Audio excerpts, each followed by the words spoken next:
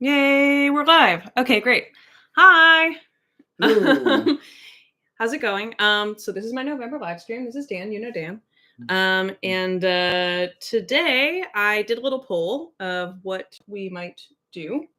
And it actually ended up being sort of tied, but I said I was going to call it at 6:30, so I had time to prepare. And at 6:30, the thing that won the vote was my top 10 pantry items. So I thought that'd be kind of fun to talk about. And then the one that tied ultimately for that was a speed ranking of my favorite, condiments and sauces. So I thought I would kind of combine the two, and I'll talk about my favorite pantry items, including sort of leaning towards condiment and sauces, and then maybe we can power rank them if we have a little extra time.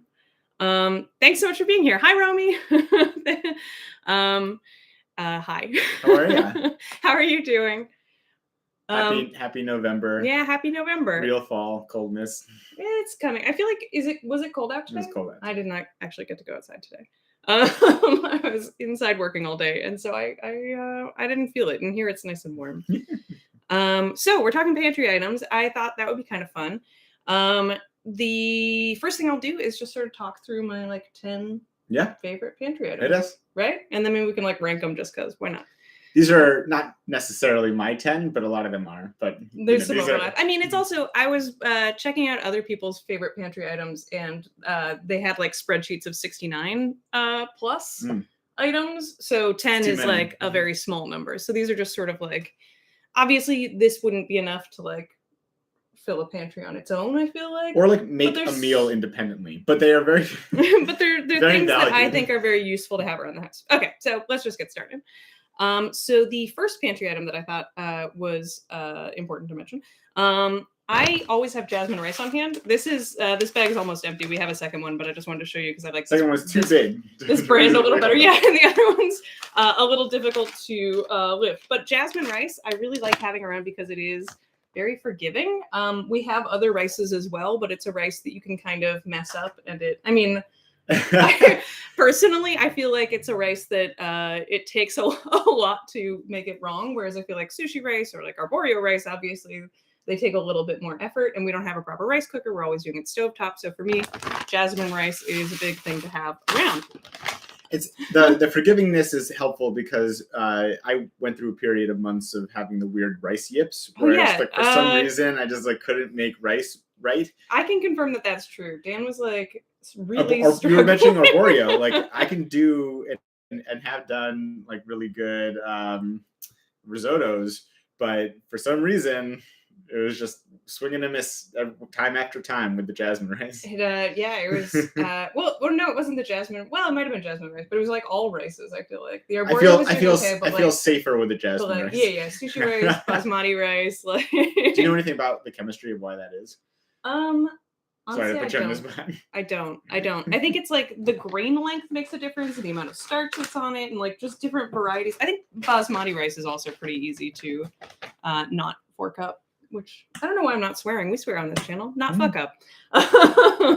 One stylish devil says, I know white, brown, and what's the? I think it says cilantro rice, maybe? There's a little heart in front of it, so it's hard to see. Yeah, cilantro rice. I don't know what cilantro rice is. Is that they have it at Chipotle, right? Yeah, wait, stylish devil. Those are the three rices of Chipotle, right? the great flag of. But I mean, so there's a lot of different varieties of rice. You should check it out. Even when you're at the grocery store, you might just be seeing white rice, but really it's all different kinds. One thing that we did for a little while when we were both having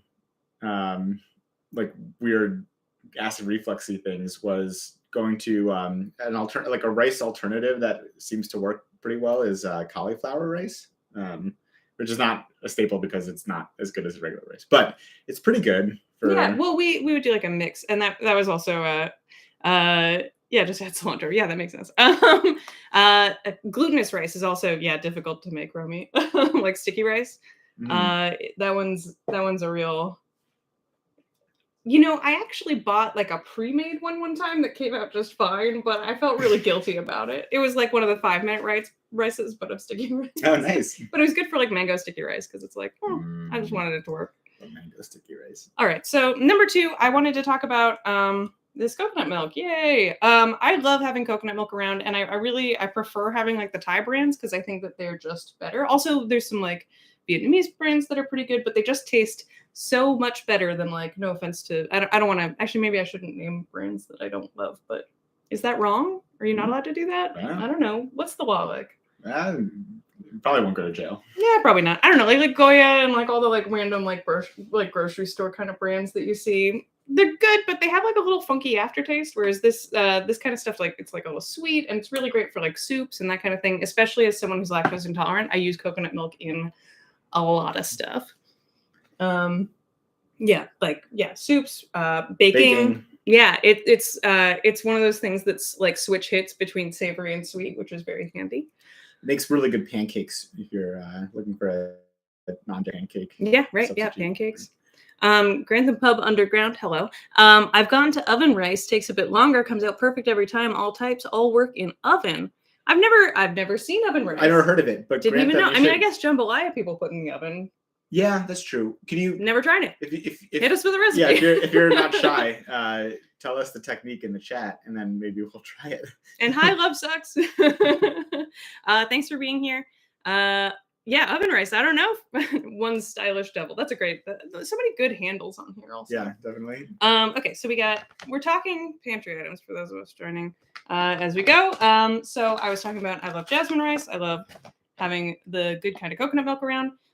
Another thing that I like to always have in the house, and this is like, it might be a little controversial, I feel like, because you're supposed to buy like the whole San Marzano tomatoes, and we do have those also, but I always have like a can of diced tomatoes in the house because when you're running late or like on dinner, it is so nice to just a whole can of something. It makes pasta sauce. You can make jambalaya. Jambalaya we use it for, which I have my easy weeknight jambalaya recipe is like a video from like 2 years ago that I don't think anyone ever watched. But if you ever, oh my gosh, it's a good recipe. Everyone should know that we make that jambalaya all the time, especially when it's cold or you're feeling kind of sick. It's the number one go-to. I highly recommend you check out that video. Yeah, but yeah, this is great, and you can make like a sauce for a chicken thigh if you've got it. Like whatever's in the fridge, you could kind of probably make something if you have a can of tomatoes and like either some pasta or some rice or something. Next thing, let's see here. What do I got? Spam. I love Spam. This is Dan's decorative Spam can, so if it looks a little wonky, I guess you can't really tell on the video, but I have Spam somewhere in the cabinet. It's just hidden behind. We went to H Mart on Saturday and bought too much stuff, so I can't find our regular Spam. But Spam, I love to have it around because it's great. Again, for like lunches. I work from home a lot, and it's like, so often I'm on a call and then it's 1:30 and then I'm really hungry and I'm getting hangry and I just have to eat something. And so it's great to have like canned proteins. I also love having canned tuna around. But Spam, I think, is great because you can do like fried rice with it. I guess you can do that with canned tuna too. Well, not fried rice, but like a rice. I'll do like white rice with some canned tuna, a little mayo, and maybe some avocado, maybe some seaweed or kimchi. It's nice.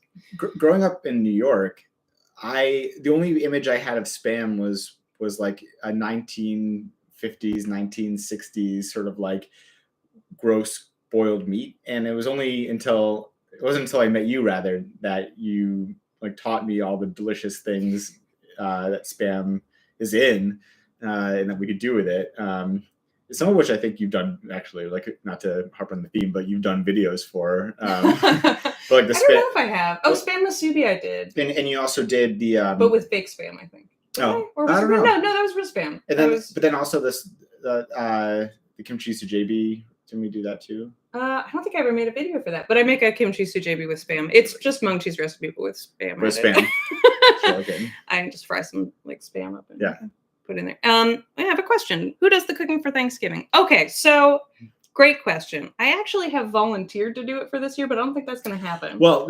you're not even. Taking a step back. We okay. So as a Canadian and he's American, we have two different Thanksgivings. So for Canadian Thanksgiving, I always do the cooking because we're just at our house in New York most of the time. And if I were home in Canada, my mom would do it and I would help. But that rarely happens because it's Columbus Day weekend here or Indigenous Peoples Day weekend, depending But it's not a long enough weekend to go home a lot of the time. So, but my mom, if we were in Canada, me, if we're here, and then for American Thanksgiving, usually Dan's mom, except that lately we've been going out to California for it, where none of us do it. But I think it's one of those things where, depending on the situation, there could be, rights claimed for certain dishes. But Emily and I have each made different things at different times. Like, I deep fried a turkey one time. Yeah, we did. We deep fried a turkey one time for Canadian Thanksgiving at the urging of one of my friends who was trying to impress a guy who she was now engaged to. So that worked. It did not burn anything down. Yeah, we all survived it, and they worked out, so that's good. But I don't know. We've made sides, we've made desserts. Usually, like at least even with Friendsgivings and stuff, we'll always bring something. Will be whatever it is. Never tried a turducken, although I am intrigued. Yeah, I want to say I've eaten it before, but I haven't made one. How about in the chat? Like, are any folks here the Thanksgiving sort of like leads, the tips of the spears for Thanksgiving captains for their house? And while you start to answer that, I'm going to move on to another pantry item. See, I said that I thought that this would be faster, but I'm not sure that I can really resist just chatting. I was like, I'll try and do just a talking one, and maybe like we'll get everybody out in a timely fashion, because I feel like they've been leaning on an hour, which is too much. Half an hour is much better. Anyway. Okay, so we talked about the coconut milk, we talked about the diced tomatoes, we talked about the jasmine rice and the Spam. Okay, capers. I love having capers around because I feel like, one, I put them in pasta and that kind of thing, but I think capers with lemon, or even just if you have any sort of like white cooking wine and or vinegar around, you can usually make some sort of sauce up, a little bit of butter, some olive oil. You can make something to do pretty much any like white meat protein. It's also like an every meal sort of garnish, right? I mean, it goes on. Yeah, it's nice and salty and briny. If you haven't had a caper before, yeah, right. It's like they go with fish. You can put them on chicken. You can, and it's I have a salty tooth. I have the opposite of a sweet tooth. I like briny things like pickles and capers and that kind of thing. So for me, it goes well with a lot of stuff. But yeah, in pasta it goes. If you haven't tried capers, I recommend them. I like them a lot. They add a little funk. I see Grantham posted the recipe for oven rice. All right, everybody grab that recipe and we'll talk about it next month. It looks like it would make really good rice. Yeah. So we'll definitely try. Skimming it real fast. I mean, it kind of looks like the jambalaya way of. Yeah, basically you like put in the rice and then you bake it. I'll read it out loud. I think I've got the replay turned on the comments nice. So that when people watch this back. But okay. Read out loud. In case not, 1.5 cups of rice, a tablespoon of your fat of choice, and a little salt in an oven-proof dish. Add 2 3/4 cups of boiling water and cover with a tight-fitting lid or foil. Bake for 60 to 75 minutes. Brown takes longer at 375. Romy flash fried capers are, yes, the best thing. That's another thing. You can fry them and then they're crispy. They've got everything going. I also love caper berries, the big ones. I don't have those on hand all the time because they're more expensive and harder to find. But just meats. But I also appreciate Romy saying that deep fried turkey is a level 3, but not the way I did it. I don't think anyone would claim. I did a lot of research to make sure we weren't going to die. And then, some of that fell by the way. We very, very thoroughly dried it off, which is one of the things you need to know if you ever, for some reason, are possessed to deep fry a turkey. Don't do it. Yeah. But if you're going to, make sure it is fully defrosted and really dry it off. Or buy a fresh one that's never been frozen. And really, really, really don't do it inside unless you're in a commercial kitchen space. Yeah. Don't do it inside. Maybe just don't do it. Maybe don't do it. It really wasn't better. Right. I mean, no, actually, I will say that it came out juicy and it was delicious, but it doesn't make gravy, which I feel like is it was half the yeah. And then you gotta make stovetop gravy, and it's is it better? And the ceiling on turkey is really only so high. Yeah, I mean it's still turkey in the end. It's pretty good, but not it's never gonna be wow, that's a great bird. No offense to turkeys. What's next on your? All right, let's see here. Oh, I've got so chili crisp. I love the Fly by Jing extra spicy chili crisp. I like having chili crisp around in general. I know that it's kind of been a hot item the last few years. Everybody's talking about it. There's Fly by Jing, I think, has a recipe. Everybody's talking about it. Well, you guys back me up here. Everybody everybody's talking about chili crisp. But I really like the Fly by Jing one. I think it tastes the best of all the ones I've had.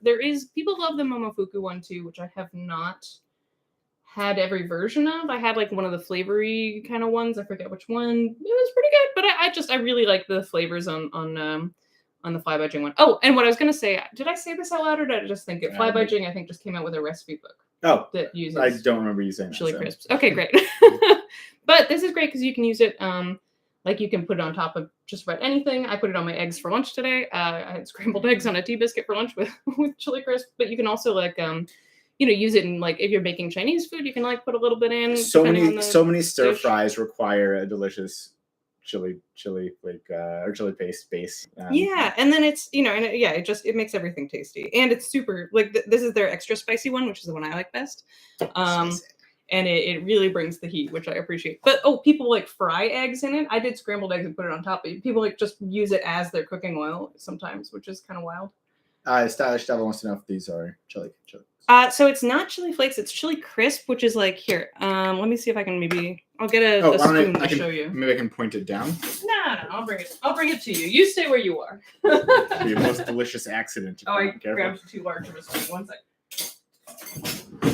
So what it is, it's like pieces of chili in oil. So it's like a chili oil, but then also with like crispy bits, basically. So let me see if I can kind of like show you. And then it's got like little black bean bits. Oh, it smells so good. Yeah, it's really good. I can smell it from here. To tell you specifically, it contains non-GMO Sichuan rapeseed oil, non-GMO soybean oil, dried chili pepper, preserved black bean, garlic, sesame oil, salt, shallots, ginger, mushroom powder, Sichuan pepper, seaweed powder, and spices. But yeah, you're probably not going to use this spoon for anything, right? Yeah, are you going to like it? Listen. That's good. That's good. Yeah. It is. It's really tasty. And it really is like a great sort of like everything condiment for sort of bringing a little heat. This was, I said I was going to pick 10 pantry items, but I had two special mentions. So I'm going to toss this out there while we're talking about it. But the other thing I use for like sort of all around heat stuff is dried chili arbol.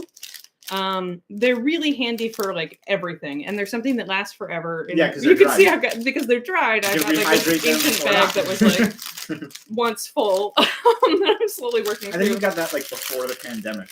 Yeah. Is it actually good after? No, it's still good. They've been working. Nothing bad has happened. But they're I can put them in like. I put them in curries. I put them in soups. If I want to add a little heat, it's a great sort of like dried. It works like a bay leaf, but of heat, basically.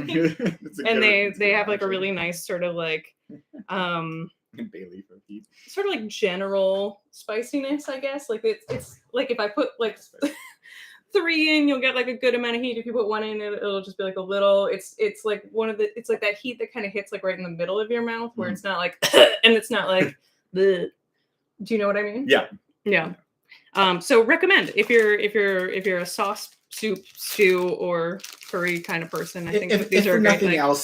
If for nothing else, then the shelf life. I mean, it's been really an indispensable staple. And I'm really not a big fan of the chili flakes. The like regular old like which we have. We have them, but I don't use them as much. I'd rather use this a lot of the time because I think texturally I kind of like having this in and then pulling it out rather than having the like dried kind of flakiness as like a sort of pantry backup.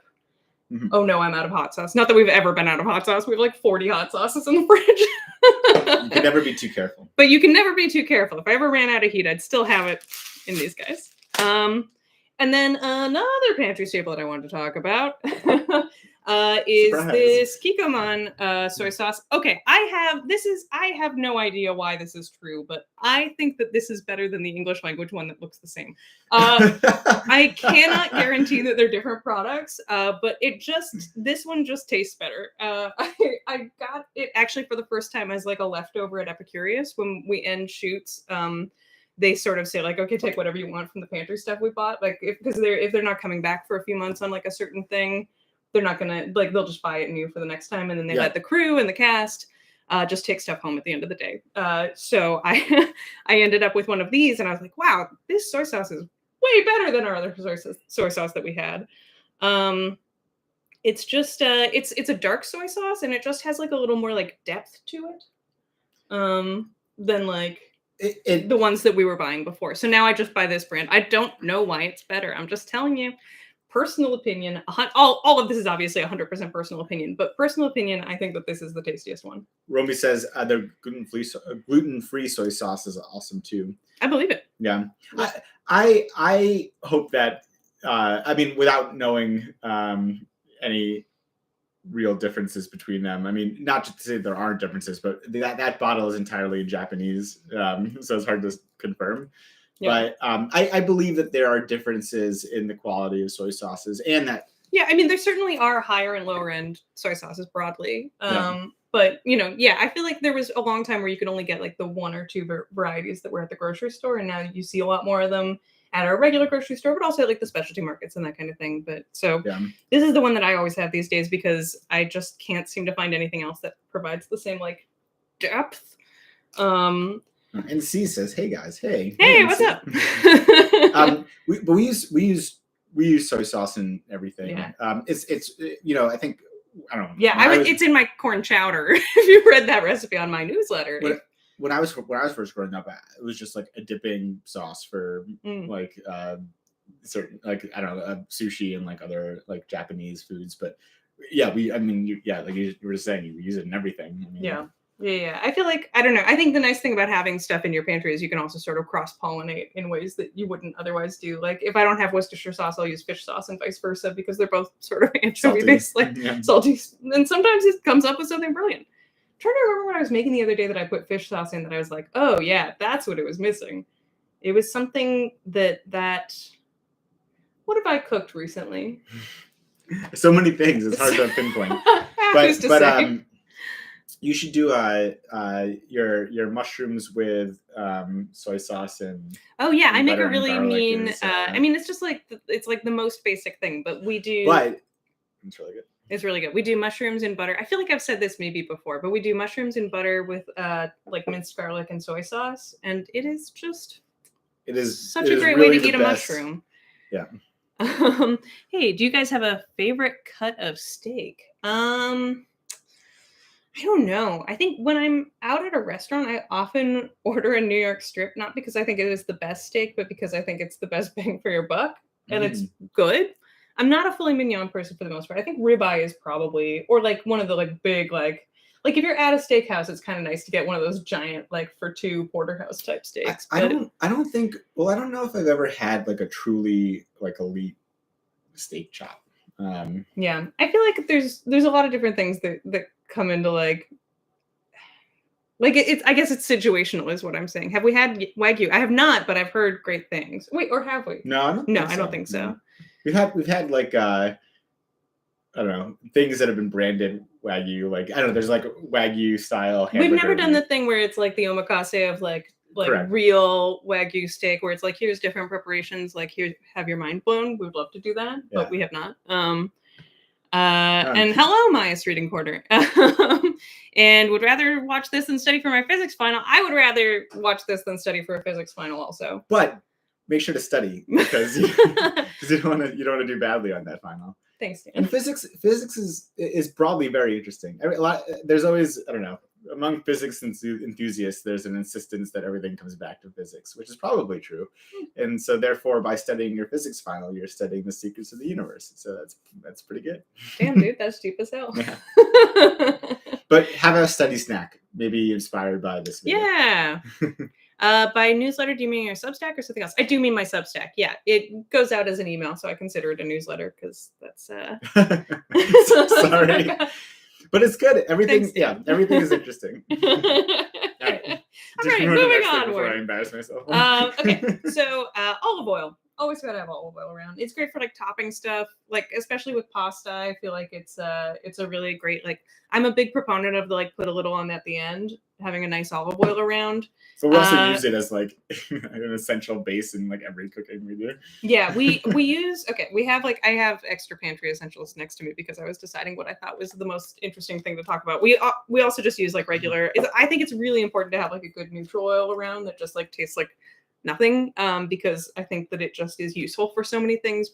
But I do also love olive oil. We have like 8 different olive oils in the house right now. We love Garcia de la Cruz. I've mentioned before. They send me this for free, so it's also like just disclaimer, but also I really do like it. They are fantastic, and there are a lot of different varieties available, like Whole Foods, but I don't know, for everything from like cooking to bread dipping, which I just do exclusively. I got a new olive oil that someone sent me, which I do like, and I would love to talk about. Can you hand me that actually? Garcia de la Cruz is our friends, and this is the one that we buy the most, which is the Master Miller. But then I also got this one for free from a company online. I was like, hey, I already kind of have friends that are olive oil people, but they were like, we don't care. This is like what's it called? It's like a cold pressed one, I think, or something like that, and it's made in Tuscany. But it's really good. It's a lot like. It's very different from Garcia de la Cruz. That's what I wanted to mention. This one's like very grassy, whereas this one's like more buttery. And then once you get into the world of olive oil, you're like, oh my God, am I getting into olive oils? What's going on with me? They taste different. But that's why I wanted to mention it. Is like, I kind of feel like having all the different options around is kind of great. I as aforementioned, can not get enough of like dipping bread in olive oil. So yeah. But yeah, so this one's from like central Spain, and like I said, it has like more of a buttery kind of flavor, and then it's like very sort of round. Although they're like early harvest one is very like spicy. Yeah. And then this one's like a little spicy and a little bitter, but also like very grassy, which I do like. It's interesting. It's a crazy world out there. And then yes, I think it's great to also have a nice mild oil. I think a lot of olive oil people will tell you that olive oil is not as dangerous as people say it is in terms of like frying and stuff. We did have like deep fried foods made in olive oil in Spain.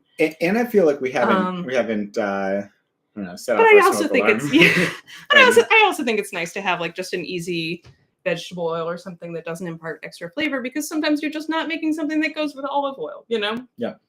I feel like a lot of times with like if we're making like Chinese food or Japanese food or Thai food, that kind of thing, we're not gonna use our olive oil for that. It's weird. Next thing. Okay, we got 2 left on the pantry staples list. Okay, you probably saw me do a comparison of different ketchups, but I do feel very strongly. I wanted to mention this because people also did vote for hearing about my sauces and condiments. Otogi tomato ketchup or ketchup is my favorite ketchup, and if I don't have it around, I feel a little sad. So highly recommend. It is everything that you like about the ketchup you've always had, but everything that you like about it enhanced. It's just like it's like good. Smoother in the mouth. I can't explain it. It tastes good. It's just like, this the sweetness, the saltiness, and like the tomatoiness just or like dialed up slightly. Dialed up, but also remain in perfect harmony. What was the video you ranked? I think it was like 10. We should.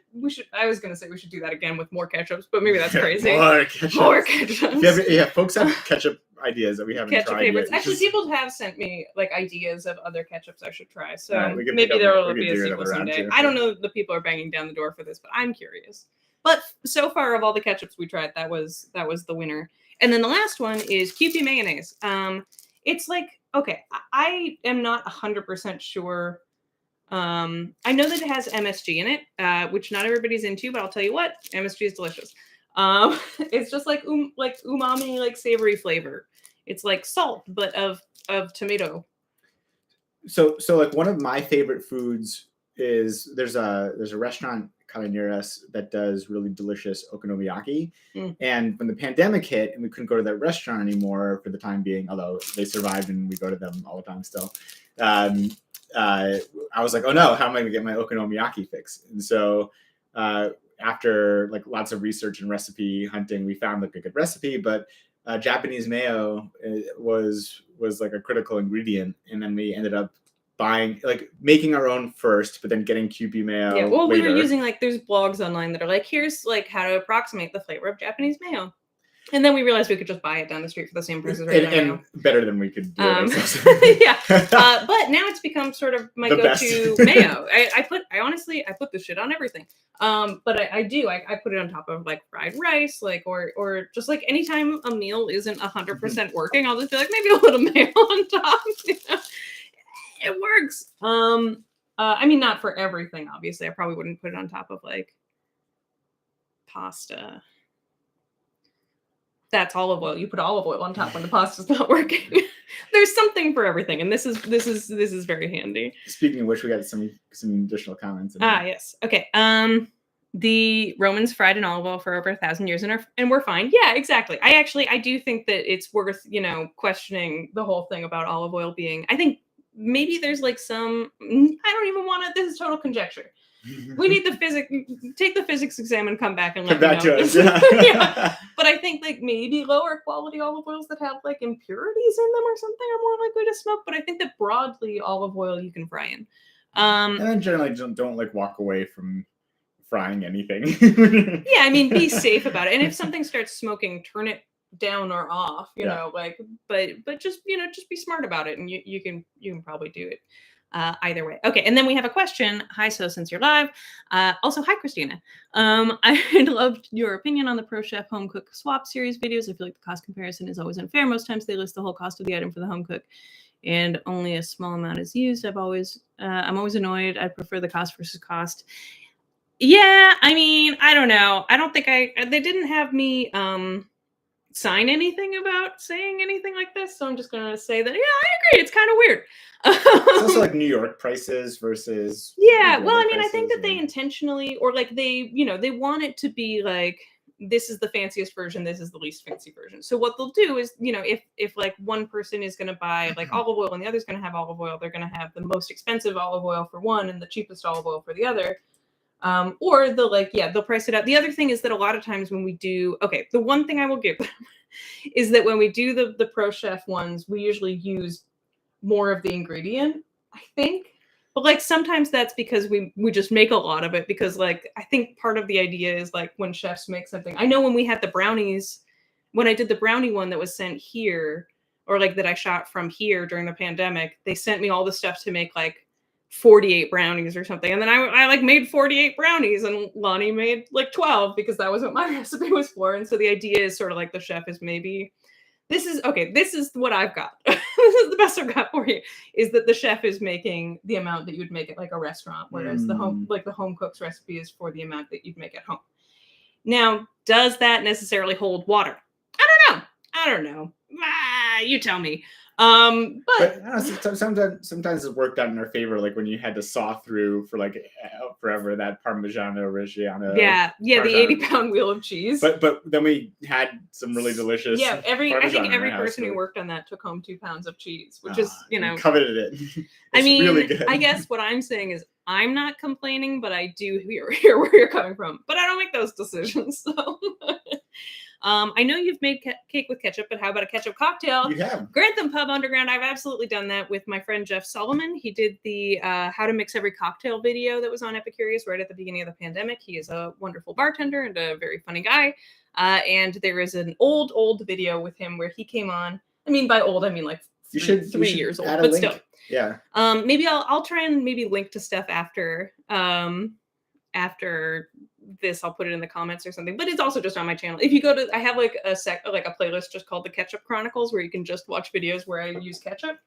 But the Jeff video is in there. I think it's called, no, I don't even remember what it's called. Making ketchup cocktails with Jeff Solomon. She'll add a link when. Yeah, but he very smartly made ketchup syrup like by like creating like a sugar syrup with ketchup basically, and then used that as like to make a ketchup Martinez and a pink lady. I want to say the ketchup Martinez was pretty good, actually really good. Yeah. I think about it a lot. They were both good. Like he did a great job, but the Martinez was like, right? I was like, I would drink this in a bar and be actually very happy, which is cool because I never really thought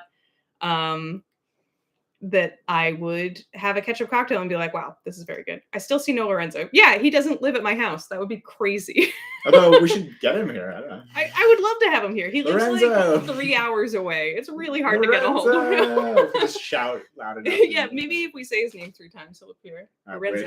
He'd be like, guys, I was doing something. Yeah, he's like, yeah. I am a Lorenzo fan. I wish, but what can you do? Yeah, he's the best. And the pantry items, thank you. The titles feel like clickbait. Yeah, I mean, it is the internet, in the end, like sometimes you need the clicks. but I don't know. There's been. But I like doing the show, and I think that I think there's valuable stuff in there, and I've certainly learned a lot from watching you teach me how to do stuff. I personally have definitely become a better chef being on that series, whether or not that's what they intended to have happen. Yeah. Because when someone throws the stuff to make pasta at you over and over, eventually you learn to make pasta. But yeah, okay. I'm going to go through this list of pantry items one more time, and then maybe we can power rank them. You rank them? They're all so good. No, you're right. That'd be crazy. What do you like better? All number tomatoes or soy sauce? I mean, it's like, how do you do that? You can't do that. I don't know. I was just trying to appease the people that voted for power ranking of condiments. You've ascended these 10 to the. Yeah, I guess they're all number one in my heart and mind. Yeah. I said to Dan before this that I said this. I really need to get my brain checked. I think I said this on the live stream, but if I said it before, sorry, or you're welcome. But the other pantry videos that I quickly skimmed some online before doing this. Anyway. I had a long day at work. This is the and they had 70 items on their list, so 10 is 10 is much more conservative. Okay, right, so this list one more time. I have Spam in any order. Diced tomatoes, the good kind of coconut milk. I also like a Roy D. Yeah. There's a bunch of good ones. Just look for the I don't know, Southeast Asian ones broadly, to be honest. They're just better. Jasmine rice, capers, chili crisp, soy sauce. I got a little bit better soy sauce than you'd regular get. Otogi ketchup, personal opinion. QB mayo, and a nice olive oil. And then the other random things I have here are chili arbola's, anchovies. I'll just show you everything I pulled out to think about. Coriander, why not? Real fast. Cumin seed, smoked paprika, diamond crystal kosher salt. This is very overwhelming, maybe, or maybe it's a thrill.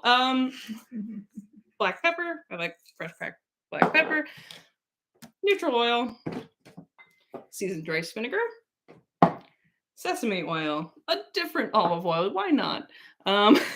Fish sauce, tahini, and Kajusco spicy brown mustard. Woo! Okay. And then, let's see what we got here. Have you considered doing a crossover with sorted food? You and Barry have the same energy. I haven't seen sorted food. I'm gonna have to find out what that is. Watch it, and then consider doing a crossover. I don't know if he'll have me, but he sounds great. I hear great things about his energy. All right, so I think that's everything for today. Thank you so much. Yes, it is an excellent fish sauce, Romy. I am a big fan of this one. If you haven't had it before, here I'm trying to. We also got that from our local Thai. Yeah, you know what? There's a Thai family that runs a grocery store in Queens, and I was like, "Which of these fish sauces do you think?" And they were like, "Well, we use this one," and I said, "Perfect. I will buy that one then." Thanks again. Oh, wait, there was one other thing, which is that someone asked me to weigh in on the Erin Patterson murder. So I Googled what that was. It's a lady in Australia who killed her in-laws with allegedly, maybe was arrested for murdering her in-laws with poisoned mushrooms.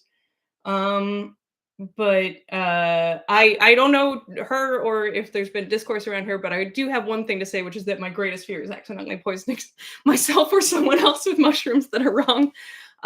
Poor Dan had to live with me for 7 days after I ate some foraged mushrooms that were 100% fine, but just being like, what if I've killed us? What if I've killed us both? They were totally fine. They were great. The mushrooms were, not the murder. Not the murder. Yeah, the mushrooms were great. I think there was also one more thing we had on our list, which was which is that okay, so I no pressure, but I do have shirts and stuff and mugs and tote bags and all that kind of thing for no expert. And from now until the beginning of December, there is a discount code on my Teespring website, which I believe should have links below here, but is also in my link tree and stuff like that. But it's the 20% off with the code cheer me up, because 20% off will cheer you up, and it's holiday cheer. So if you were thinking about it, or you want to get it for gift for somebody. I don't Or for know. yourself. Or for yourself. Take advantage of the I really discount. like the mug. I think the tomato hats and the beanies are shirts, really good. yeah. The shirts are great. Anyway, no pressure, but just so you know. Conversation start with her tote bags. Yeah. Anyway, okay. Thank you again for being here. I think you're all wonderful. And I will go find sorted food on YouTube. Code only works in the USA. Okay, I'll figure that out, Romy. Good note. And I'll talk to you all soon. Happy Thanksgiving for those who are celebrating. Yeah, and okay. Oh, I'll be back first Monday in December, I think. I'll put it on, I'll schedule it so that you can see it. But okay, bye. Bye. Miss you already.